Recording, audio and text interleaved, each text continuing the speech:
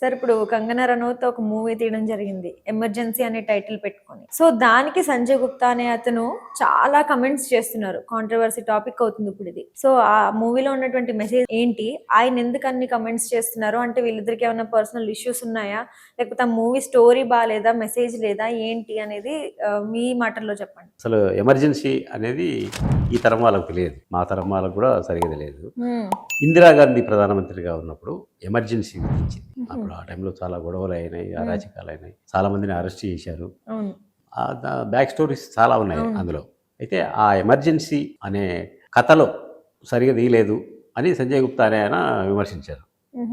అయితే దానికి కంగనా రనౌత్ ఏముంటుందంటే, అయ్యే సినిమా రిలీజ్ కాకపోతే నువ్వు ఎట్ట మాట్లాడతావు, దాంట్లో సినిమా వచ్చిన తర్వాత సబ్జెక్ట్ ఏంది, అందులో నటించిన నటీనటులేంది, భూత కల్పనానా లేకుంటే ఎమర్జెన్సీ టైంలో జరిగిన ఓ బ్యాక్ స్టోరీనా ఏంటి అనేది మాట్లాడాలి. కానీ ఏం తెలియకుండా ఎట్లంటే అడ్డగోలుగా కామెంట్లు చేయడం చాలా తప్పు అని ఆమె అదే స్థాయిలో విమర్శించింది. ఆ సంజయ్ గుప్తా అనేటైనా ఆయన కూడా ఒక పెద్ద నిర్మాత.